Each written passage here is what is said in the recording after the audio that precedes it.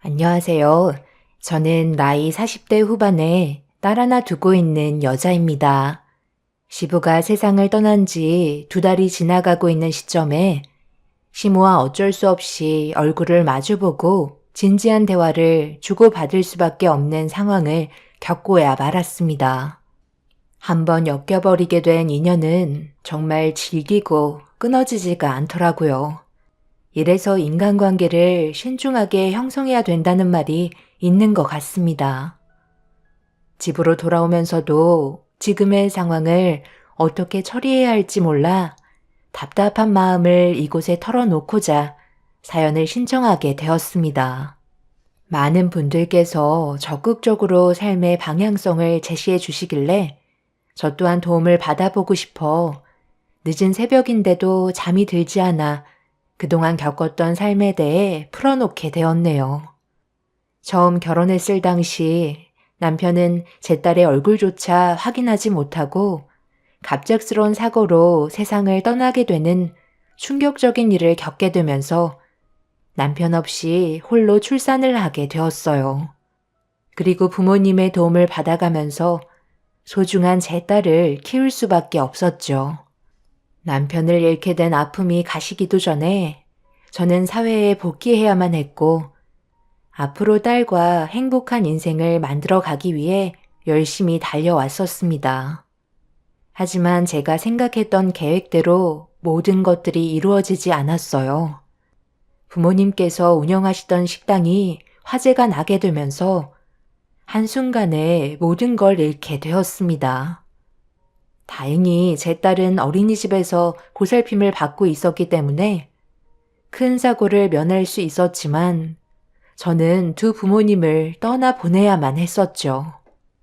남편을 잃은 지 몇 년도 안 돼서 부모님까지 잃게 된 충격은 저를 너무 힘들게 만들었어요.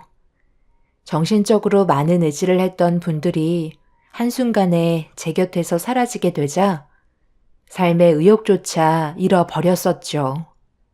이런 상황을 전혀 인지하지 못하는 딸은 그저 배가 고프다며 칭얼거릴 뿐 저에게 아무런 도움도 되어주지 않았습니다. 순간적으로 찾아온 우울증은 삶의 의욕을 잃게 만들었고 집 밖으로 한 발자국도 나오지 않았었어요. 딸이 원하는 걸 해주는 것 외에는 움직이지 않았고 아무 생각 없이 시간을 흘려 보냈습니다. 그렇게 꽤 오랜 시간 동안 모든 걸 포기한 채 살아가고 있는데 제 딸이 저에게 달려와 품에 안기더라고요. 그 모습을 멍하니 바라보고 있는데 딸은 저를 의지하고 있고 제가 없으면 아무것도 할 수 없는 존재인 저와 같은 입장일 거라는 생각을 하게 됐어요. 제가 부모님을 떠나보낸 뒤 아무것도 할 수 없는 존재가 되어버린 것처럼 딸도 제가 없으면 아무것도 할 수 없는 존재이기 때문에 앞으로의 삶을 지켜주기 위해 제 아픔은 그만 털어버리고 딸을 위해 움직여야만 했네요.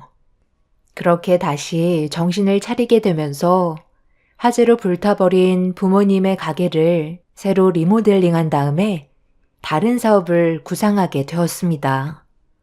다니던 회사를 나온 뒤에 제가 해보고 싶었던 사업에 도전을 해보기로 결심하게 되었고, 그렇게 부모님 가게에 여성 구두 전문점을 오픈하게 되었네요.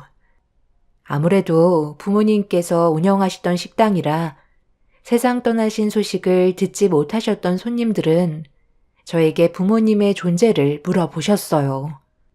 그럴 때마다 솔직하게 얘기해 드렸었는데 저희 집안의 안타까운 소식을 접하신 분들이 저를 위로해 주셨고 그런 관심들이 많은 힘이 되었었네요. 이런 상황들을 주변 동네 분들의 입에서 입으로 전해지면서 관심과 호기심에 찾아오시는 분들도 계셨고 도움을 주려고 오시는 분들이 복합적으로 생겨나기 시작하면서 부모님이 그동안 쌓아오신 식당 이미지가 좋아서였는지 제가 딸이라는 이유 하나로 좋게 바라봐 주셨습니다. 그렇게 시간이 흐르면서 자리를 잡을 수 있게 되었고 꽤 높은 매출을 올릴 수 있을 정도로 안정적인 매장을 만들어갈 수 있었네요. 처음 시작은 여성 구두 전문점이었지만 남성 구두를 찾는 분들도 찾아오시길래 한쪽에 남성 구두를 드리게 되었고 매장 활성도가 점점 더 좋아지면서 복합적으로 판매를 하게 되었어요.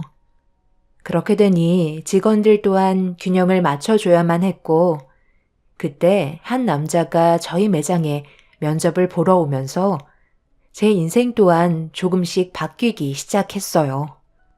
그 사람의 이력은 저희 매장에 꼭 필요한 만큼 화려했었습니다.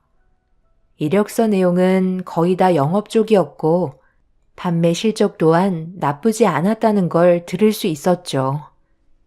그래서 함께 호흡을 맞춰 일을 하기로 결심하게 되었고 영업 쪽의 화려한 이력만큼 실적 또한 너무 좋았었어요. 그런 모습을 보면서 지속적인 관심을 가질 수밖에 없었는데 그 사람이 제 눈에 관심을 보이게 된 시점이 있었습니다.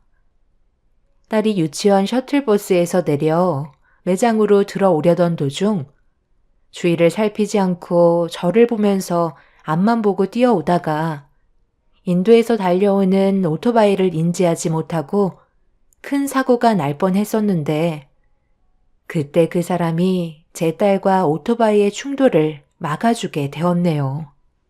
모두가 무사해서 정말 다행이었고 처음으로 세상을 떠난 남편의 존재가 그리웠었어요. 그런데 그 사람이 그날 이후부터 제 딸에게 많은 관심을 보이게 되었고 남들이 보면 아빠와 딸처럼 보일 정도로 좋은 관계를 형성해 가고 있었네요. 그 모습을 바라보던 저도 조금씩 마음의 문이 열리기 시작하면서 그 사람을 직원이 아닌 이성적으로 바라보게 되었습니다. 대화도 잘 통했고 무엇보다 함께 일하면서 실보다 득이 더 많았기 때문에 좋은 관계를 유지하고 싶은 생각을 가질 수밖에 없었어요. 그런데 그 사람도 저와 같은 고민을 하고 있었는지 저에게 먼저 고백을 하게 되면서 자연스럽게 연인 사이로 발전할 수 있었습니다. 그렇게 되니 물 흐르듯 자연스럽게 자리가 만들어지게 되면서 처음으로 그 사람의 집에 찾아가 인사를 드리게 되었습니다. 내가 성격상 어색한 걸 싫어해서 그러는데 말 편히 해도 되죠? 내 아들한테 은선 씨 얘기를 좀 듣긴 했는데 사람 일이라는 게 한 치 앞도 내다볼 수가 없으니 그동안 얼마나 마음고생이 심했겠어. 이럴 때 주위에 의지할 사람이 없으면 정말 힘들거든. 내 아들과 이렇게 연인 사이로 발전하게 될 줄 아무도 몰랐잖아. 이래서 짝은 정해져 있다고 하나 봐. 앞으로 좋은 관계로 발전했으면 좋겠는데 은선 씨한테 딸이 있다면서 내 아들을 아빠로 생각할 만큼 은선 씨 딸이 잘 따른다며. 서로가 잘 맞는 만큼 앞으로 좋은 소식 들려줄 수 있지? 가족이 있어야 모두가 행복할 수 있는 거야. 나도 내 아들이 결혼하는 모습을 세상 떠나기 전에 꼭 한번 봤으면 좋겠어. 저놈이 워낙 눈이 높아서 여태까지 짝을 한 번도 만들지 않았었다니까. 애미 속을 하루에도 수십 번은 뒤집어 놓는데 이제는 제발 자리 잡고 살았으면 좋겠네. 시댁에 제 딸과 함께 인사를 드리러 갔지만 그 모습을 보고 불편한 표정을 보이지는 않으셨어요. 서둘러 다음 단계로 발전하길 원했었죠. 그날 시댁에 있으면서 시모의 마음에 들었다는 것만도 다행이라고 생각했었어요. 그렇게 저희는 오랜 시간 걸리지 않고 결혼까지 성사될 수가 있었습니다. 저에게 또 다른 사랑이 찾아오게 될 거라고 전혀 예상하지 못했었는데 정신적으로 많이 의지할 만큼 그 사람은 저에게 없어서는 안 될 존재로 자리를 잡아가고 있었어요. 남편은 언제나 한결같았고 제 딸을 진심으로 대해주면서 한 집안의 가장으로 자리를 잡아가고 있었습니다. 그런데 결혼 이후 상황이 좀 이상하게 흘러가기 시작했어요. 주말에 시모의 초대로 남편과 함께 시댁에 찾아가 식사를 하게 되었는데 탁자 위에 어디서 많이 본 통장이 놓여 있었습니다. 그래서 영문도 알지 못한 채 남편을 쳐다보자 시모가 얼굴 안색이 싹 바뀌면서 통장 안에 있던 금액에 대해 문제를 제기하시며 분위기를 안 좋게 만드셨네요. 네가 내 아들한테 돈 관리를 맡겼다면서?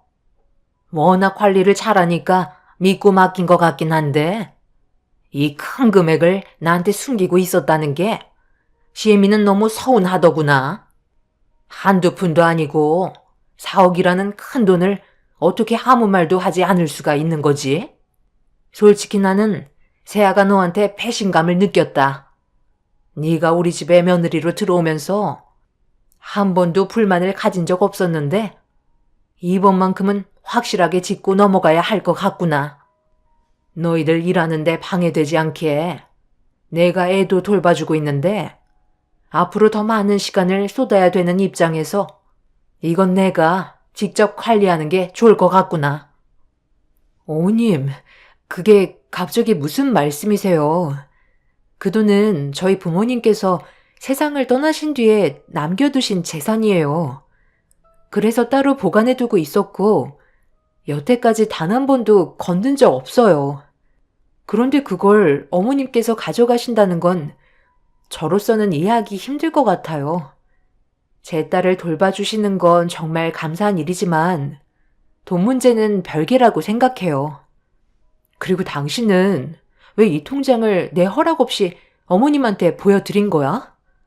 나는 당신한테 모든 걸 솔직하게 얘기했던 이유는 나중에 이런 문제로 서운해할까 봐서 얘기만 했던 건데 상황을 이런 식으로 만들어서 나를 불편하게 하면 어쩌자는 거야? 불편한 게 뭐가 있어? 네가 우리 아들을 믿고 전부 다 솔직하게 얘기했으면 우리도 이런 사실들을 알고 있어야 하는 건 당연한 거란다. 그래야 그게 진정한 가족 아니겠니? 내가 지금까지 너한테 싫은 소리 단 한 번이라도 한 적이 있었어? 너를 내 딸처럼 아끼고 있었는데 고작 돈 때문에 불화를 만들고 싶진 않겠지? 이건 내가 세연이를 돌봐주는 비용으로 생각하고 가지고 있을 테니까 나중에 급하게 돈이 필요할 일이 있으면 그때 얘기하거라. 애 딸린 며느리 데리고 살고 있으면 당연히 이 정도는 받아야 되는 거 아니겠니? 너는 제가 한 거고 내 아들은 한평생 총각으로 살다가 헌신짝인 너를 데리고 사는 건데 4억 정도야 아무것도 아니지. 돈 때문에 가족관계를 무너뜨릴 생각은 아니지? 이 문제로 둘이 갈라선다는 건 세연이한테 또다시 상처를 준다는 걸 명심했으면 좋겠다. 세아가 네가 현재 어떤 위치에서 우리 집에 들어왔는지 잘 생각해보면 4억은 푼돈에 불과한 거야. 너희들이 앞으로 살 날이 얼마 남았니? 그걸 생각해보면 절대 큰 돈 아니다. 지금 이 상황 기분 나쁘게 생각하지 말고 앞으로 있을 좋은 날들만 생각하거라. 그래야 모두가 웃으면서 행복하게 살지 않겠니? 그리고 내일은 요양원에 가기로 했으니까 늦지 않게 와야 한다. 그럼 마저 식사하거라. 남편의 행동에 대해 너무 어이가 없어서 할 말을 잃어버렸고 어떻게 대응을 해야 할지 몰라 당황해하고 있는데 제 앞에 세연이가 할머니 품에 안겨 잘 따르는 모습을 보니 머릿속이 더 하얗게 변해버리고 말았네요. 시댁에서 불편한 식사를 끝낸 뒤 딸이 보고 있는 앞에서 안 좋은 모습 보여주고 싶지 않아 집으로 돌아와 아이를 재우고 남편과 진지하게 대화를 이어나가기 시작했어요. 도저히 용납할 수 없는 문제라 통장을 다시 돌려주는 게 좋을 것 같다고 부탁을 했지만 남편은 제 말을 들으려 하지도 않았고 자기 가족의 상황만 얘기하면서 불만을 늘어놓고 있었습니다. 아까 우리 엄마가 하는 말 못 들었어? 나는 처음 하는 결혼이었지만 당신은 나와 재혼을 한 거잖아. 그런데 그것도 모자라 세연이까지 딸려 있는데 우리 입장에서는 당연히 불만이 있을 수밖에 없겠지. 그런데 그걸 해소시킬 수 있는 게 당신 통장인데 왜 아까 얘기 끝난 걸 또다시 문제 제기를 하는 건데? 엄마가 말씀하셨었잖아. 앞으로 우리가 버는 돈이 훨씬 많을 텐데 그게 그렇게 아까운 거야? 당신이랑 나와의 사이가 이것밖에 안 되는 거였어? 다시 한번 얘기하지만 우리 관계가 좋아질 수 있는 방법이 돈이라면 그걸 아까워하지 않았으면 좋겠어. 돈보다 중요한 게 우리 사이고 앞으로 세연이가 행복하면 되는 거잖아. 모두가 웃을 수 있는 상황을 당신이 만들어줄 수 있는 건데 그걸 걷어차게 되면 모두가 불행해지는 거라고. 나는 지금 그것만 문제가 있다고 생각한 게 아니라고. 내가 당신한테 모든 걸 털어놓은 이유는 나중에 돈 문제로 사이가 멀어질 수도 있을지 모른다는 생각 때문에 미리 얘기한 것 뿐인데 나와는 한마디 상의도 없이 내 통장을 어머님한테 드렸다는 게 너무 화가 난다는 거야. 한마디 해주는 게 그렇게 어려운 것도 아닌데 정작 통장 주인인 나한테는 비밀로 하고 어머님한테 건네드렸으면서 그런 상황을 나한테 받아들이라는 거야? 아무리 생각해봐도 이건 아닌 것 같아. 그리고 돈으로 관계를 유지하는 게 진정한 가족일까? 다시 한번 말하지만 내일 아버님이 계신 요양원에 갈 때 확실하게 얘기해 줬으면 좋겠어. 그 자리에서 난리를 치지 않은 이유는 당신이랑 충분히 얘기해서 원래대로 돌려놓기 위해 어머님 댁에서 더는 말하지 않은 거야. 좋게 해결하고 금전적인 부분은 서운하지 않게 챙겨드린다고 설명해 드리는 게 좋을 것 같아. 당신이 이런 사람인지 몰랐는데 속이 상당히 좁은 사람이었구나. 우리가 이 정도 사이밖에 안 되는 거였어? 남편은 저에 대한 불만을 터뜨리며 시모가 꿀꺽한 사억을 돌려줄 생각이 없다고 더 이상의 대화를 이어나가려 하지 않았어요. 본인들의 돈도 아니면서 결혼했다는 이유 하나만으로 남의 재산을 탐하려는 남편과 시모의 행동에 점점 화가 치밀어 올랐습니다. 결혼한 지 얼마 되지도 않았기 때문에 서로의 성격 차이로 부딪힐 수도 있을 거라 생각했었지만 남편의 행동은 확실히 문제가 많았기 때문에 아무 말도 하지 않을 거라는 남편의 말에 결국 제 선에서 처리하는 게 좋을 것 같아 더 이상 아무 말 하지 않고 있었습니다.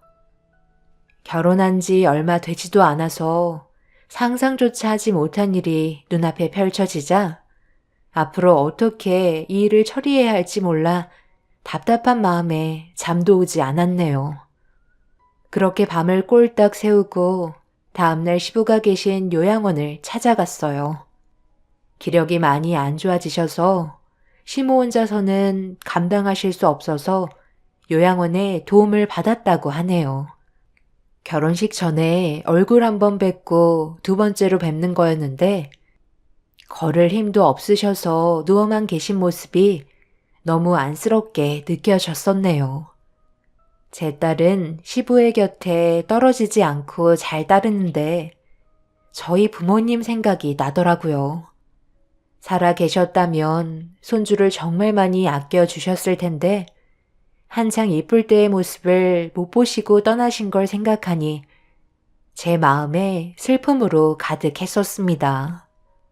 그렇게 어느 정도 시간을 보낸 뒤 시모가 집으로 돌아가자는 말에 인사를 드린 뒤 주차장으로 향하고 있는데 핸드폰을 놓고 온 걸 알게 돼서 다시 시부가 계신 요양실에 들어갔는데 시부의 손에 핸드폰이 쥐어져 있었어요. 단둘이 대화하고 싶었는데 상황이 주어지지 않을 것 같아서 핸드폰을 숨길 수밖에 없었다. 너에게 해줄 말이 정말 많으니 앞으로 시간 될 때마다 잠깐씩 요양원에 와주면 좋을 것 같구나. 그리고 우리 집안 식구들과는 최대한 빨리 정리를 해야 너에게도 피해가 없을 거다. 저 노인네가 노망이 들었는지 나를 이 지경으로 만들었다니까. 요양원에 누워있은 지 벌써 2년이나 됐었는데 내가 세상 떠나기만을 기다리고 있어. 내가 지금 아무것도 하지 못하고 누워있는 것도 전부 다 저 여편네 때문이야. 법적으로 밝히긴 어려웠지만 확실하게 알 수 있는 건 나를 이 세상에서 사라지게 만들려다가 실패했다는 거지. 그러니 너도 더 큰 일이 생기기 전에 서둘러 정리하고 원래의 삶을 되찾길 바란다. 앞으로 내가 살아봤자 얼마나 버틸 수 있겠어. 그 전에 할 수 있는 건 해결하고 눈을 감아야지. 의심할 수도 있으니까 일단 얼른 들어가 보도록 해라. 시부의 말에 너무 큰 충격을 받은 터라 머릿속이 혼란만 가득 차게 되었고 서둘러 주차장으로 향하려는데 요양실 문이 열리면서 시모가 왜 이렇게 안 오냐며 저와 시부의 분위기를 살피고 있었어요. 꼭 무언가 감시하고 있는 듯한 느낌이 들었고 온몸에 소름이 돋아 떨리는 목소리로 침대 밑에 핸드폰이 떨어져서 꺼내는데 시간이 들었다며 서둘러 요양실 문을 열고 나와 주차장으로 걸어가 차에 올라타게 되었네요. 그날 시부가 했던 말들을 대충 정리해보면 시모와 시부의 사이가 좋지 않다는 걸 알 수 있었고 요양원에 보낸 이유는 시모의 계획이 실패로 돌아가 어쩔 수 없이 선택한 걸 알 수 있었습니다. 제 통장에 욕심을 보인 것도 그렇고 시부의 재산도 탐을 내려는 모습을 보니 더는 이 집안에 있으면 안 될 것 같아 서둘러 정리하는 게 좋을 것 같다고 판단하게 되었어요. 그렇게 집으로 돌아온 뒤에 아무렇지도 않게 평소처럼 행동을 했고 다음날 남편에게는 잠깐 볼일을 보러 간다고 둘러댄 후에 은행을 찾아가 4억이 들어간 통장을 다시 원래대로 돌려놓고 매장으로 돌아왔네요. 그런데 잠시 뒤 시모한테 전화가 왔어요. 예상했던 대로 통장에 문제가 생겼다는 걸 아시게 된 거였죠. 말도 안 하고 비밀번호를 바꿔서 화가 많이 나셨는지 아침부터 매장으로 찾아오셔서 난리를 치며 원래대로 돌려놓으라고 막말을 퍼부으셨습니다. 남편도 당황했는지 어떻게 된 일이냐고 물어보는 말에 아무 말도 하지 않고 있었어요.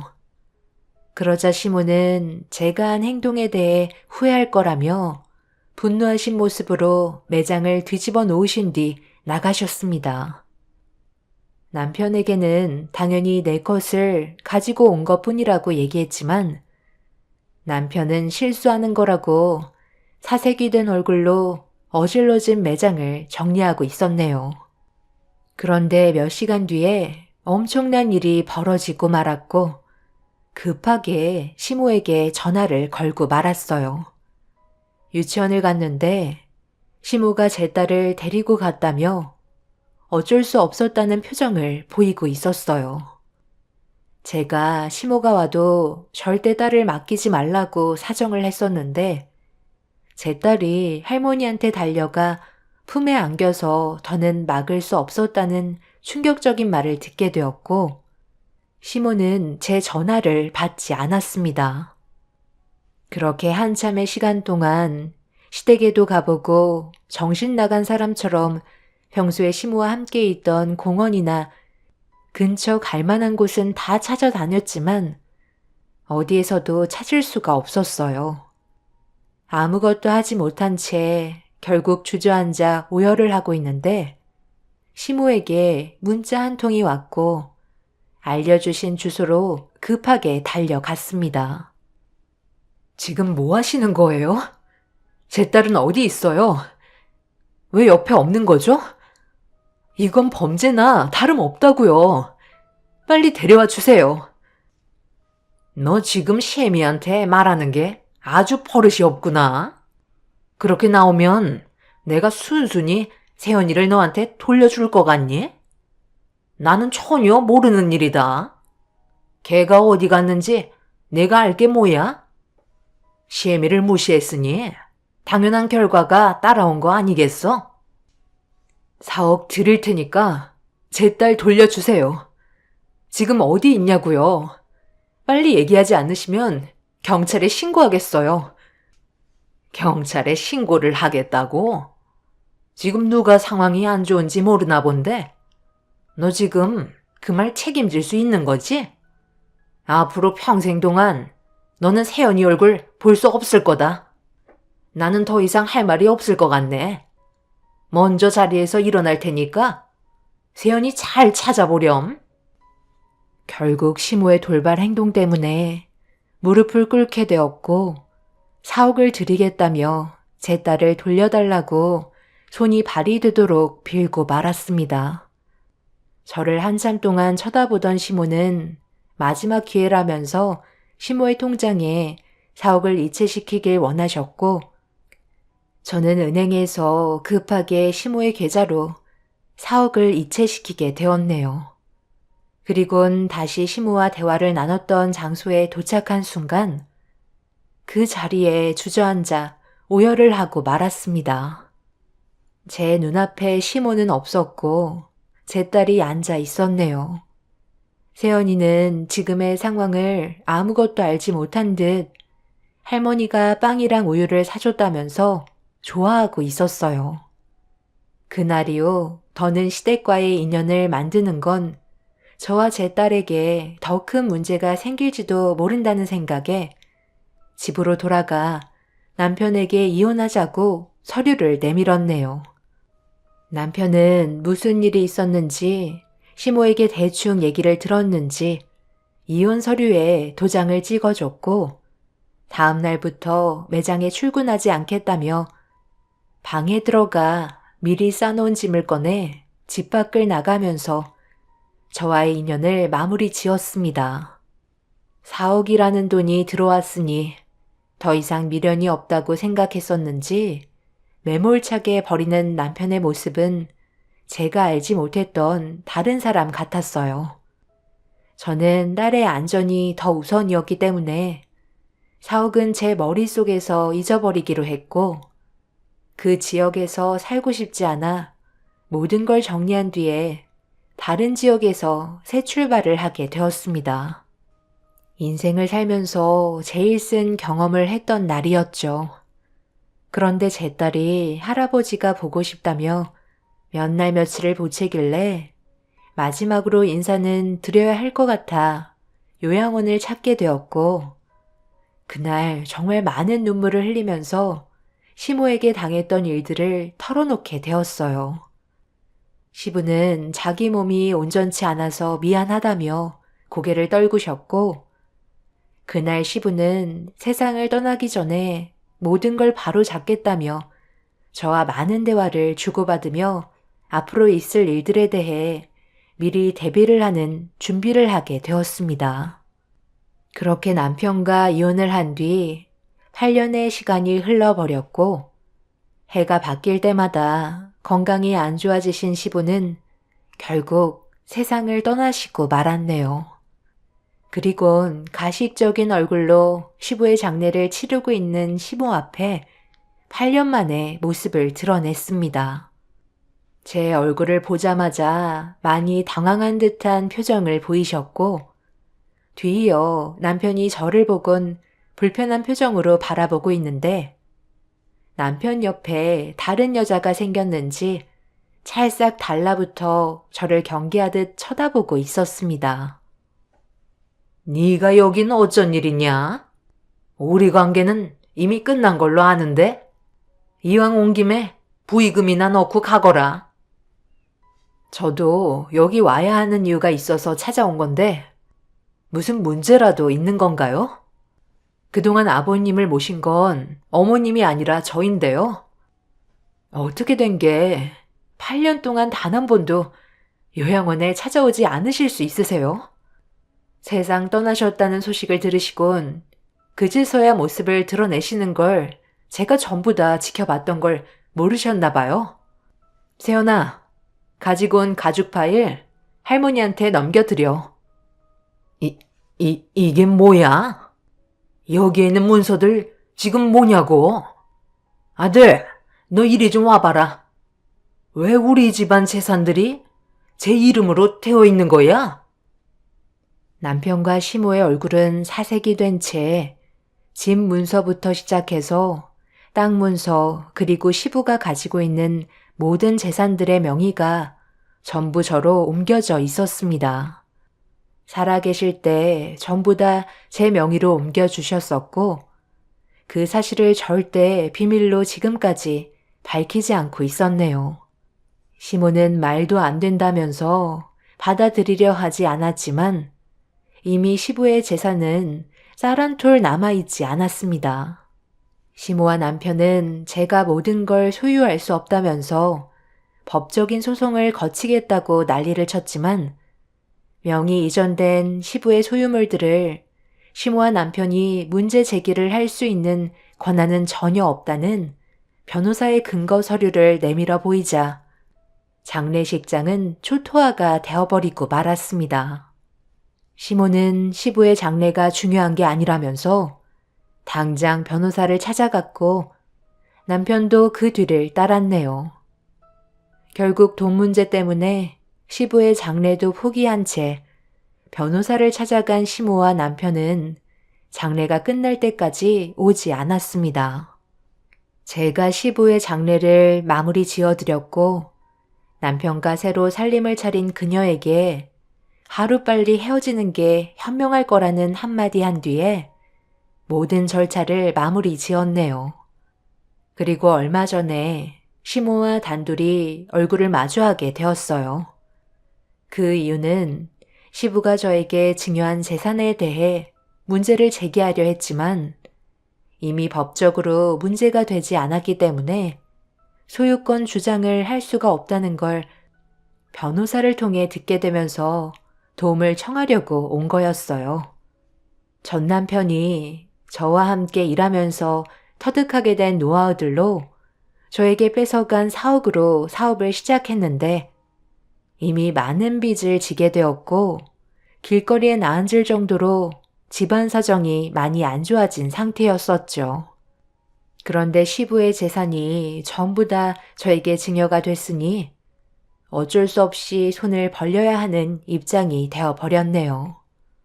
그렇게 되다 보니 과거의 잘못에 대해 용서를 구했지만 저는 받아들여줄 수 없다며 거절을 하게 되었고 저에게 뺏어간 4억을 다시 돌려준다면 생각해 보겠다고 한마디 한 뒤에 자리에서 일어나 집으로 돌아왔네요.